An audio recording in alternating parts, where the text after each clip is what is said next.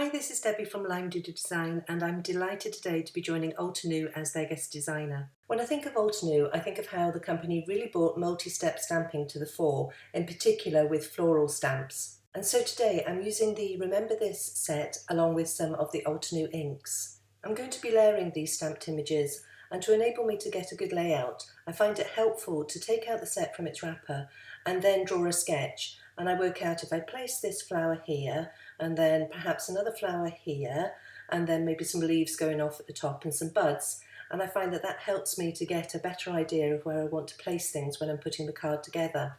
As I'm going to be layering the images, I'm going to create a couple of masks by stamping the flower image onto some post-it note and then trimming it out. Keeping the sketch in mind, I can then use these masks to work out the placement of the stamps. I'm using a piece of Nilo Solar White in the £80 version, and I've placed that inside the Mini Misty along with the masks where I'm wanting the flowers to be. And then I can take away one of the masks. I'm going to now stamp that flower that remains, and I find it helpful to use a piece of acetate to help me keep my card clean.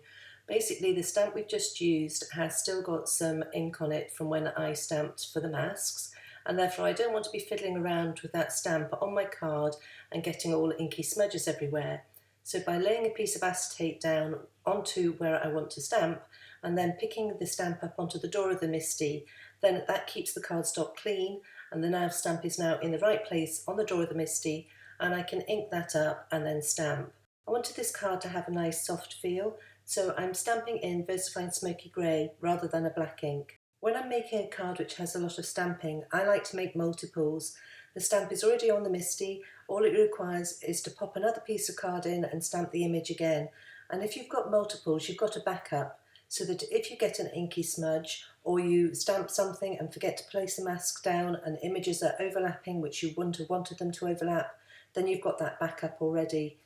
Now that I've got the first flower stamped, I'm covering it with one of the masks, and then I can stamp a second flower, and that flower will appear as if it's behind the first flower. You want to give it a good press down, particularly where the mask is, as the paper of the mask will raise the level slightly and it'll be harder to get the impression to go right up to the edge of the mask, so you want to give it a good press at that point.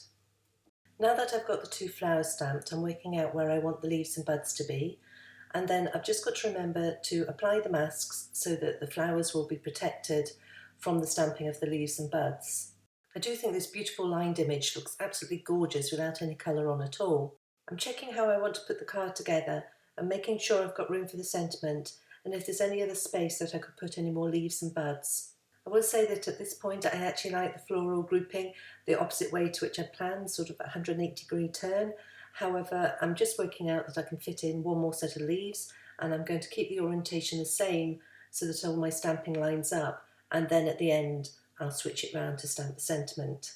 I've got the solid image of the flower on the door of the Misty ready for its first layer of stamping, and I'm going to be using Altenew inks. In the past I've spent a lot of time trying to work out what combination of inks to use, what colour tones with what gives enough contrast to the layer below and yet still tones with the layer before, and I am so excited at the thought that somebody else has done all the work for me and I have this combination of inks that all work together beautifully. I'm starting with Frosty Pink, and for this lightest colour I'm going to stamp it twice, and that's because when I photograph my cards, quite often the lightest colour will get washed out, and I wanted you to be able to see the pink colour in the final photographs. As I continue stamping, you can see that I'm using the piece of acetate to protect my card from inky smudges as I work out where to place the stamp for each layer, and that also I'm using the masks to protect the images from the next layer of stamping. I've sped this video up slightly so it's not too long to watch, but just so that you know, I don't normally stamp this quickly. This is at ×2 speed. I'm moving on to stamping the second layer for the flowers in Coral Berry and then the third layer for the flowers in Ruby Red. As you can perhaps see from the top of the screen, I am stamping multiples of this card. Each time I'm stamping a layer, I'm stamping it on each one of those pieces of card.